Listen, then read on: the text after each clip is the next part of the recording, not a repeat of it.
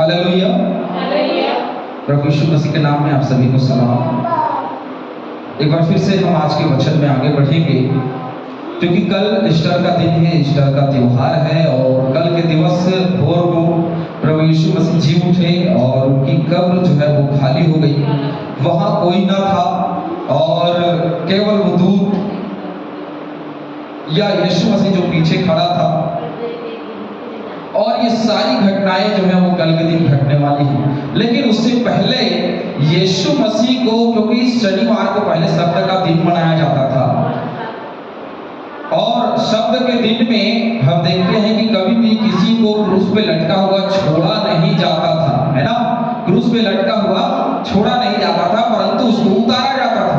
अब ये जो सैनिक है, यूहन्ना की पत्री को जब आप पढ़ेंगे तो उसमें मिलता है कि जब यीशु 23 अध्याय में पढ़ेंगे यूहन्ना की, तो यीशु मसीह जब उन डाकुओं के साथ में लटकाए गए थे, तो जैसे सैनिक आए और सैनिकों ने पिलातुस से कहा कि भाई वे जो लटकाए गए हैं, क्योंकि कल शब्द का दिन है, तो उनको क्रूस से उतारा जाएगा, है ना। क्या किया जाएगा? क्रूस से उनको उतारा जाएगा। तो हम उसको क्या करें? लेकर के क्या करें? उनकी टांगे तोड़ दें और उनको क्रूस पर से उतारें। तो वो जाकर के दाईं और बाईं ओर वालों के टांगों को उन्होंने तोड़ दिया। लेकिन यीशु मसीह को देखा कि वो मर चुका है, तो उन्होंने उसकी टांगे नहीं तोड़ी। यूहन्ना रचित सुसमाचार मेरे साथ निकाल लेंगे। देखिए, जब जीवित था तब भी वचन पूरा करता था, जब वो मर चुका है तब भी उसने परमेश्वर के वचन को पूरी किया है।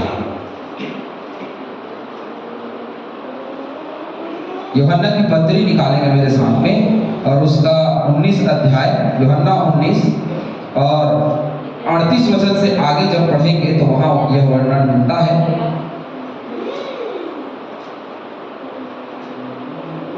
पिलातुस से विनती की कि क्या वह, हाँ, ये भाले से भेदा गया, सॉरी 19 का 31, यहां जब पढ़ेंगे तो लिखा है, इसलिए कि वह तैयारी का दिन था, यहूदियों ने पिलातुस से विनती की कि उनकी टांगे तोड़ दी जाए और वे उतारे जाएं, ताकि शब्द के दिन वे क्रूस पर न रहें। इस प्रकार से वचन को देखते हैं। और 36 वचन में लिखा, ये बातें इसलिए हुई कि पवित्र शास्त्र में जो कहा गया वह पूरा हो, उसकी कोई हड्डी तोड़ी ना जाएगी। अब अगल बगल में जो क्रूस पे लटके हैं उनकी हड्डी तोड़ दी गई, लेकिन उसकी हड्डी तोड़ी नहीं गई। अब सोचिए, प्रभु यीशु मसीह बड़े शब्द से यह पुकार करके मर चुका था कि मैं अपनी आत्मा तुझे सौंपता हूं। वो यीशु मसीह के 100 को भी देखिए आप कि उसने भी उस वचन को पूरा किया। अगल बगल के टांग में की हड्डी तोड़ दी गई, पैर की टांग तोड़ दी गई, लेकिन यीशु मसीह की पैर की टांग तोड़ी नहीं गई, क्योंकि कभी भी यीशु मसीह की कोई भी हड्डी तोड़ी नहीं जाएगी। कोड़े लगाए गए तो कोड़े में से कोई हड्डी नहीं टूटी।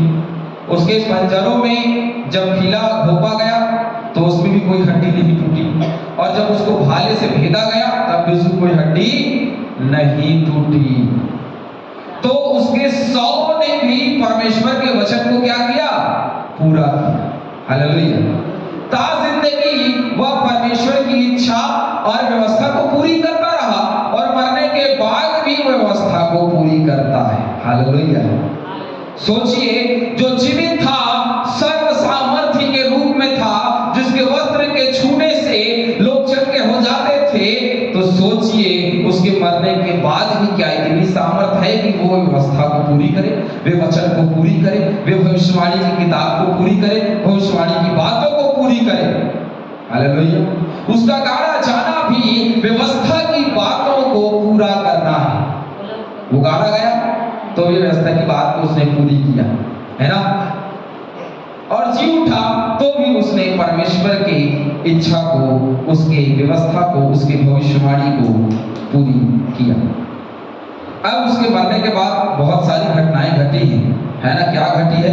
मेरे साथ निकाल लीजिए मत्ती उसके 27 अध्याय उसके 45 वचन से आगे, धीरे धीरे जिसको भी मिलता है बच्चों पढ़ो। मत्ती 27:45 से आगे।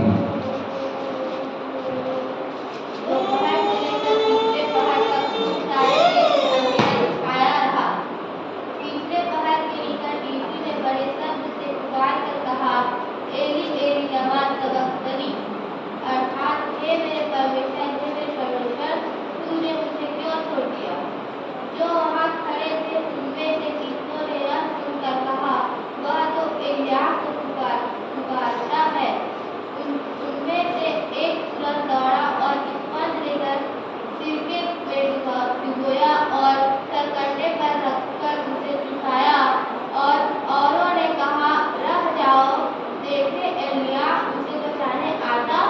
मैंने कहा था ना कल कि लोग तमाशा देखने आए थे कि कैसे ये बच सकता है कि नहीं, क्या एलिया को पुकारता तो एलिया बचाने आएगा कि नहीं, या अपने आप को परमेश्वर का पुत्र कहता तो क्या परमेश्वर बचाने आएगा कि नहीं। तो लोग तमाशा देखने आए थे। आगे पढ़े। तब यीशु ने फिर बड़े शब्द से चिल्लाकर प्राण छोड़ दिए, और देखो मंदिर का पर्दा ऊपर से। जब प्राण छोड़ दिया प्रभु यीशु मसीह ने, तो सबसे पहले क्या हुआ? सबसे पहले क्या हुआ? मंदिर का पर्दा जो है वो क्या हो गया? फट गया। हालेलुया। मंदिर का जो पर्दा है वो फट गया, वो दो भाग में फट गया। और ये कौन से मंदिर का पर्दा है? अरे वो परम पवित्र स्थान, जिसको महायाजक ही जा सकता था, जिसको महायाजक ही देख सकता था। अभी ऐसा समय आया है कि हर एक व्यक्ति विशेष के लिए वो पवित्र स्थान खुल गया। अब हर एक व्यक्ति वहां जा सकता था। अब कोई भी महापवित्र स्थान बाकी ना रहा। उसके लहू के द्वारा उसने महापवित्र स्थान को क्या कर दिया? अलग कर दिया। Hallelujah, hallelujah. और हर एक व्यक्ति को उस परम पवित्र स्थान में दाखिल होने का समय और अवसर दिया है। मैं और आप उस पवित्र स्थान में उसके लहू के द्वारा दाखिल हो सकते हैं, क्योंकि मरने के बाद क्या हो गया? मंदिर का पर्दा दो भाग में फट गया लिखा है। और जब हम देखते हैं दोपहर से तीसरे पहर तक क्या छाया रहा उस देश में, अर्थात यरूशलेम में अंधेरा छाया रहा। दिन दोपहरी में बिल्कुल अंधेरा था। दिन दोपहरी में क्या था? अंधेरा था जब यीशु मसीह को क्रूस पे चढ़ाया गया। तो पहला प्रभाव उसके क्रूस पे चढ़ाने का यही था। लेकिन उसके मरने का प्रभाव क्या था? अरे मंदिर का पर्दा जो है वो छोटा मोटा नहीं था। मंदिर के पर्दे को बहुत मोटा बनाया जाता था। और मोटा क्यों बनाया जाता था पता है आप लोग को? इतनी मोटा पर्दा बनाया जाता था ताकि वो हवा में उड़ ना जाए। यदि हवा में उड़ जाएगा तो क्या होगा? पवित्र स्थान, परम पवित्र स्थान क्या हो जाएगा? दिख जाएगा, जो कि दूसरों को दिखना नहीं चाहिए था, क्योंकि उसमें वाचा का संदूक रखा करता था। तो इतना मोटा पर्दा बनाया गया था। वो मोटा पर्दा क्या हो गया? बीच से दो भाग में। और जो परम पवित्र स्थान केवल महायाजक ही देखा करते थे, वो हर एक व्यक्ति देखने लगे। हालेलुया। आगे पढ़िए क्या लिखा है? ऊपर से नीचे तक फटकर दो टुकड़े हो गया, और धरती डोल गई और चट्टानें खड़क गई। क्या हुआ? दूसरी जो बात क्या हो गई? धरती डोल गई। सोचिए, यीशु मसीह जब मरा तो क्या हो गया? अरे धरती डोल गई। क्यों? क्योंकि दुनिया को पता चलना चाहिए कि जो क्रूस पे लटका हुआ मरा है वो यीशुवर का एकलौता पुत्र प्रभु यीशु मसीह है, और इसलिए धरती डोल गई। अरे कितनों को क्रूस पे उन लोगों ने चढ़ाया होगा, लेकिन उनके समय में धरती नहीं डोली होगी। देखिए, नॉर्मल तरीके से अंधेरा हो जाना ठीक अच्छी बात है, धरती डोल जाना भी चलिए ठीक है, नॉर्मल चीज है। चट्टाने तड़क जाना, कभी कभी चट्टाने भी तड़क जाती हैं। लेकिन एक पहला जो प्रभाव था वो क्या था? मंदिर का पर्दा फट गया, जो आज तक कभी नहीं हुआ। आना हो सकता था, ये अनहोनी बात थी। दूसरी जो सबसे बड़ा प्रभाव पड़ा वो क्या था? धरती डोल उठी। तीसरा क्या था? चट्टानें तड़क गई। और चौथा प्रभाव जानते हैं क्या था? पढ़िए 52 पद। और कब्रें खुल गई। हालेलुया। क्या हो गई? अरे हिलने से कब्रें नहीं खुलेंगी। क्योंकि पहले के कब्र कैसे थे पता है? पहले के कब्र जो है वो पत्थर लुढ़का दिया जाता था। कब्र के अंदर पत्थर को खोद करके कब्र बनाते थे, उसके अंदर कब्र में लोगों को रखते थे, है ना? और उसी में रखते थे, अंदर दबाते नहीं थे मिट्टी में, उसी में रख देते थे। और उसको क्या करते? पत्थर को लुढ़का देते थे। और पत्थर कैसा था पता है? पत्थर ऐसे चढ़ता था ऊपर। पत्थर बराबर जगह में नहीं रखा जाता था, पत्थर को ऐसे ऊपर चढ़ाते थे और बीच में टिका देते थे ताकि नीचे ना आए, और अंदर शवों को रखा जाता था, है ना? ये यहूदी परंपरा थी। शवों को अंदर रखा जाता था, और उसके बाद में जैसे बाहर आते थे, जो बीच में रखा हुआ उसको हटाते थे, तो पत्थर आकर के धड़ाम से लग जाता था। और उसको उठाने के लिए 2-4 आदमी नहीं, कम से कम 5-7 आदमी की जरूरत पड़ती थी, इतना बड़ा पत्थर उसको लुढ़काना होता था। एक आदमी की बस की बात नहीं। जब मरियम लोग गए होंगे तो 2-3 लोग उसको लुढ़का नहीं सकते, बड़ी हिम्मत करके चले गए कि हम मसाला भलेंगे, लेकिन क्या वो उसको उठा सकते थे? लेकिन सैनिक थे, मिल बांट कर उठा लेंगे ऐसा सोच करके वो गए थे। तो इतना वजन पत्थर था, तो क्या हो गई, कब्रें खुल गई। अरे इतना बड़ा पत्थर खुल गया, अरे यीशु मसीह के जी उठने के पहले ही कब्र खुल गया है। और देखिए यीशु मसीह के जी उठने से पहले ही क्या हो रहा है, आगे पढ़िए। और सोए हुए पवित्र लोगों के बहुत से 100 जी उठे। क्या हुआ, यीशु मसीह अभी मरा है, लेकिन यहाँ लोग जी उठ रहे हैं। अभी यीशु मसीह मरा और अभी लोग जी उठ रहे हैं। क्यों? क्योंकि वो जीवन देने वाला है। किसके लिए मरा? वो जीवन देने के लिए मरा है।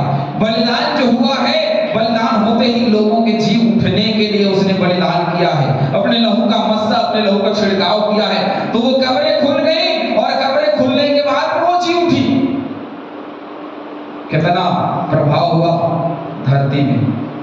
अरे मंदिर का पर्दा फट गया, धरती डोल गई, चट्टानें तड़क गई, कब्र खुल गए।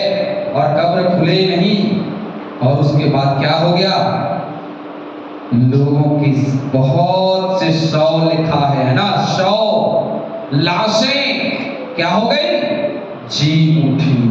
हालेलुया। आगे पढ़िए। और उसके जी उठने के बाद वे कब्रों में से निकलकर पवित्र नगर में गए और बहुतों की दिखाई दिए।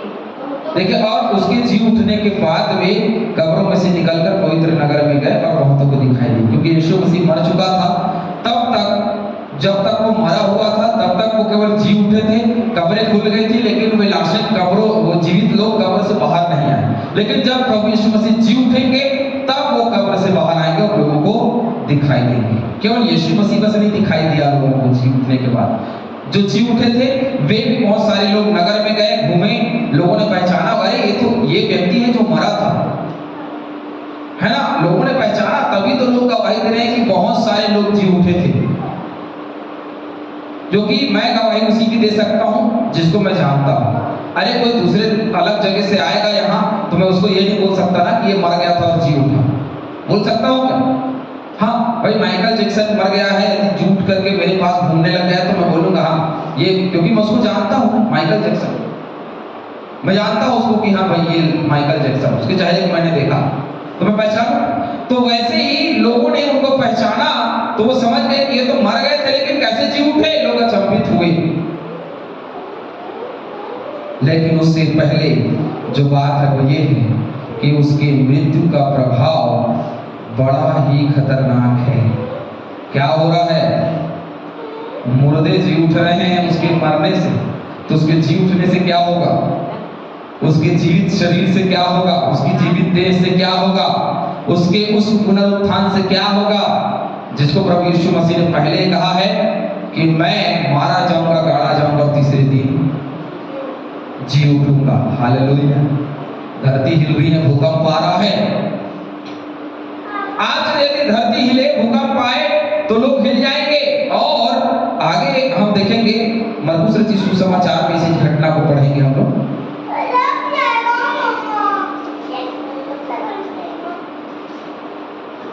चलिए, यीशु मसीह का प्राण त्यागना, मरकुस रचित सुसमाचार उसका 15 अध्याय और उसका 13वां वचन पढ़ें। 13 वचन से आगे पढ़िए।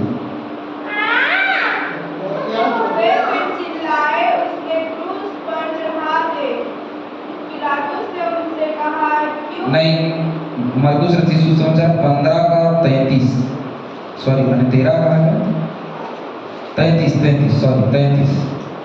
दोपहर होने पर सारे देश में अंधियारा छा गया और तीसरे पहर तक रहा।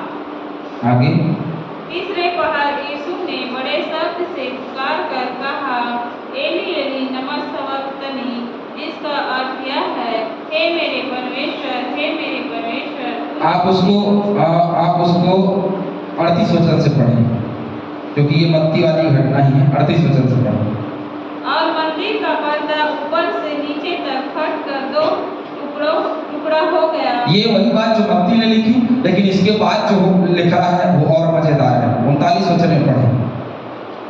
जो सूबेदार उसके सामने खड़ा था, जब उसे यूं ही चिल्लाकर प्राण छोड़ते हुए देखा, तो उसने कहा, सचमुच यह मनुष्य परमेश्वर का पुत्र था। अब सोचिए कि जब यीशु मसीह चिल्ला करके प्राण त्यागता है, तो उसके चिल्लाहट में इतनी सामर्थ है कि एक सूबेदार जो सामने खड़ा है, उसके मर जाने में इतनी सामर्थ है कि जो सूबेदार सामने खड़ा है, हो सकता है कि वो सूबेदार उसकी मृत्यु में सहभागी होगा, वहीं पे खड़ा होकर के मजा ले रहा था, वहीं पे खड़ा होकर के देख रहा था, वो यीशु मसीह को चिल्ला करके प्राण छोड़ते देखा, और मरने के बाद वो सूबेदार क्या गवाही दे रहा है? उसका जीवन बदल गया। हालेलुया। उसका जीवन, अरे कौन सी यीशु को देख करके उसका जीवन बदल गया? अरे मरे हुए यीशु को देख करके उसका जीवन बदल गया। हालेलुया। सोचिए, उसका शव, उसकी लाश भी लोगों के जीवन को बदल दे रही है। आमीन। उसकी लाश की वजह से क्या हो रहा है? मंदिर का पर्दा फट गया, उसकी मृत्यु से धरती डोल गई, चट्टानें तड़क गई, कब्रें खुल गई, लोग जी उठे, और केवल जी उठे नहीं, परंतु यहाँ कौन सी घटना घट रही है? सूबेदार क्या कहता है? सचमुच में यह मनुष्य क्या था? परमेश्वर का पुत्र था। वो ना यही सूबेदार है जिसने यीशु मसीह के लोथ को पिलातुस से मांगा। हालेलुया। उसका जीवन बदला, और उसमें यीशु मसीह के लोथ को मांगा ताकि उसको कब्र में, और क्या किया उसने? अपने ही बनाए हुए जिसको अपने परिवार के लिए या अपने लिए जिस कब्र को उस सूबेदार ने बनवाया था, उसी कब्र में यीशु मसीह को रखा। हालेलुया। क्या हो रहा है यीशु मसीह के मरने से? बहुत लोग बोलते उसके जी उठने से। प्रभु तेरे जी उठने से, तेरे मार खाने से नहीं, उसके मरने के बाद भी, उसके लाश हो जाने के बाद भी इतनी सामर्थ्य है कि लोगों के जीवन बदल जा रहे हैं। आगे पढ़िए। कई स्त्रियां भी दूर से देख रही थी, उनमें मरियम मगदलीनी, छोटे याकूब और योसेफ की माता मरियम और सलोमी थी। हाँ। जब वह करीब में था, तो ये उससे पीछे हो लेती थी और उसकी गलत किया करती थी, और अन्य बहुत सी स्त्रियां भी थी जो उसके साथ यरूशलेम में आई थी। और अन्य स्त्रियां भी थी जो उसके साथ यरूशलेम में आई थी। कफरनहूम से यरूशलेम में वो लोग आई थी, है ना। और बहुत सीधी सी बात थी। आगे चल करके उसने थोड़ी घटना का वर्णन किया है कि उस जगह में महिलाएं भी थी, लेकिन चेलों का वर्णन यहाँ पे नहीं मिलता है यूहन्ना को छोड़ करके, है ना। बाकी चेले जो हैं कहाँ चले गए थे उस समय पता नहीं, लेकिन वहां उस वक्त नहीं थे। अब आप लूका जी सुसमाचार 23 अध्याय उसका 44 वचन से आगे बढ़े।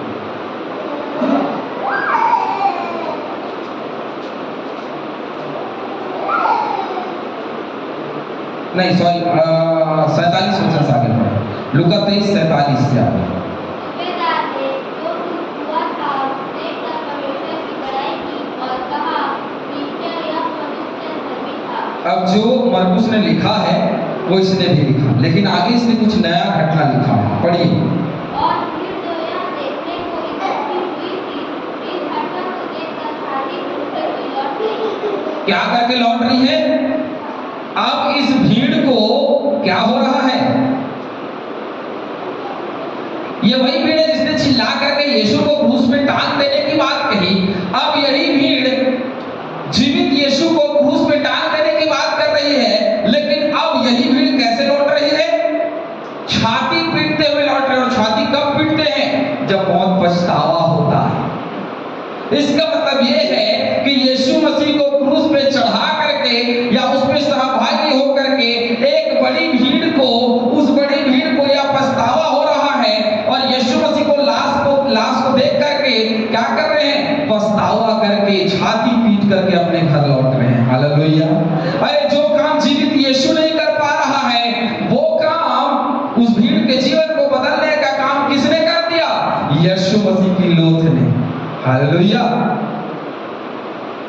मेरे और आपका परमेश्वर, मेरे और आपका प्रभु जी उठने के बाद तो सामर्थी, जब इस धरती में था तब सामर्थी था, जब वो जी उठा तो भी सामर्थी, लेकिन जब वो मरा तो भी वो सामर्थी हुआ, क्योंकि वो परमेश्वर का परमेश्वर और प्रभु का प्रभु है। हालेलुया।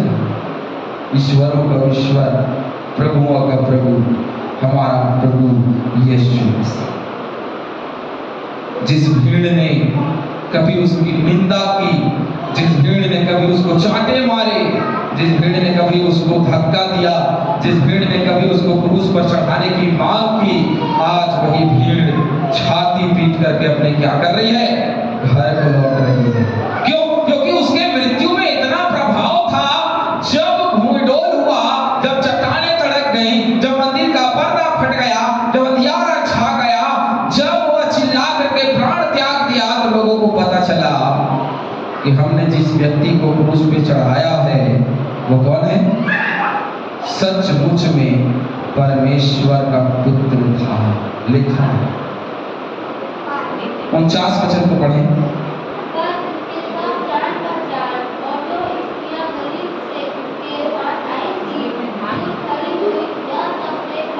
ये जो उसके साथ में आई थी गलील नगर से, ये लोग सब क्या कर रही थी? यीशु को देख रही थी, क्योंकि उनको काफी दुख था, उनको काफी तकलीफ थी। वे लोग उसको देख रहे थे ताकि उसके शव उनके हाथ में दे दिए जाएं और उसके बाद में उसको दफनाया जाए, है ना। इस रस्म को करने के लिए वो दूर खड़ी हुई देख रही थी। और वो सूबेदार भी, जिसका मन परिवर्तित हुआ, वह भी वही था। हालेलुया। और एक घटना में हम यीशु मसीह के गाड़े जाने को हम देखेंगे, क्योंकि यीशु मसीह का प्राण त्यागना हमने देख लिया। अब यीशु मसीह के गाड़े जाने को बहुत एक ही घटना से हम सीखेंगे। यीशु का गाड़ा जाना लूका रचित सुसमाचार और 23वां अध्याय 50 वचन से आगे बेटी जो है पढ़ ले।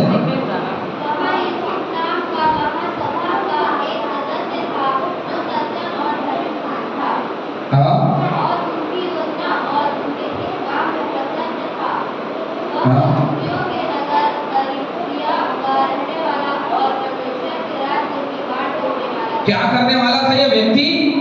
परमेश्वर के राज्य की बाट जो हो रहा था। सोचिए, अभी प्रभु यीशु मसीह अभी मरा, अभी जी नहीं उठा, अभी गाड़ा जाने वाला है, और ये परमेश्वर के राज्य की क्या कर रहा है? बाट जो हो रहा। आगे बढ़िए।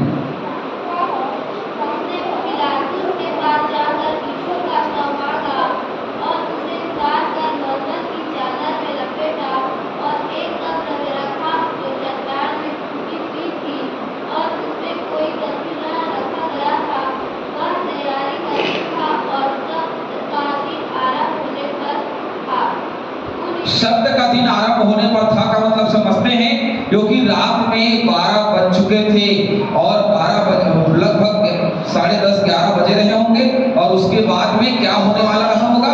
शब्द का दिन लगने वाला रहा होगा, और शव को उस क्रूस से उतार करके दफनाने में 1 से 1.5 घंटा लगने वाला है। और ना जाने कितने दूर में वो कब्र रही होगी। तो लगभग 8 बजे के बाद, रात्रि में 8 साढ़े 8 बजे के बाद उन्होंने उसकी लोथ को मांगा पिलातुस से जाकर के, और जब मिला तो उन्होंने क्या किया? चट्टान में खोदी हुई कब्र जो सूबेदार ने खुदवाई थी, उस कब्र में ले जाकर के उसको रखा। इसलिए रखा क्योंकि शब्द का दिन आरंभ होने वाला था। मैंने कहा शब्द का दिन पहले शनिवार को था, विश्राम का दिन पहले शनिवार को मनाया जाता था। तो उसके बाद में जब शब्द का दिन होने वाला था, उसको क्या किया? उन लोगों ने रोज ले ली और ले जा करके कब्र में रख दिया। बहुत ज्यादा तैयारी लोगों ने नहीं किया। उन स्त्रियों ने जो उसके साथ गलील से आई थी, पीछे पीछे जाकर उस कब्र को देखा, और यह भी कि उसका शव किस रीति से रखा गया है। तब उन्होंने लौटकर सुगंधित वस्तुएं और इत्र तैयार किया, और शब्द के दिन उन्होंने आज्ञा के अनुसार विश्राम किया। अब ये जो मसाले, क्योंकि मरियम मगदली और मरियम क्या करने वाली थी? मसाला लेकर के शब्द के दिन के बाद, क्योंकि शब्द के दिन कोई काम कर नहीं सकते थे और वैसे स्थान में जा नहीं सकते थे जो अपवित्र है, क्योंकि कब्र को अपवित्र कहा जाता था। इसीलिए और आज भी अपवित्र ही जगह माना जाता है। तो उस जगह को अपवित्र है शब्द के दिन वो नहीं जाते थे, तो इसलिए उन्होंने क्या किया, पहले ही मसाला ले लिया और देखा कि यीशु मसीह का कब्र है, क्योंकि बहुत जल्दी दफनाना था, इसलिए यीशु मसीह के शव पर मसाला मला नहीं गया था। यीशु मसीह को वैसे ही उन लोगों ने दफना दिया। कैसे दफनाया, उन्होंने देखा कि ऐसे दफना दिया गया है, और आगे चल करके उन्होंने कहा कि आने वाले दिनों में हम क्या करेंगे, शब्द के दिन के बाद आकर के मसाला लगाएंगे, ताकि उसका जो शव है वो ज्यादा दिन तक ना सड़े, जब तक वो जी ना उठे, या जो भी था उनके मन में वो जानेंगे। लेकिन मसाला लगाने के लिए उन्होंने मसाला वसाला ले लिया, और इस प्रकार यीशु मसीह को क्या कर दिया गया, गाड़ दिया गया, मारा गया, गाड़ा गया, और तीसरे दिन जी उठा। लेकिन उसके मरने से, उसके जी उठने से बहुत प्रभाव हुआ, उसके इस दुनिया में रहने से बहुत प्रभाव हुआ, लेकिन उसके मरने के बाद भी बहुत प्रभाव हुआ। हालेलुया।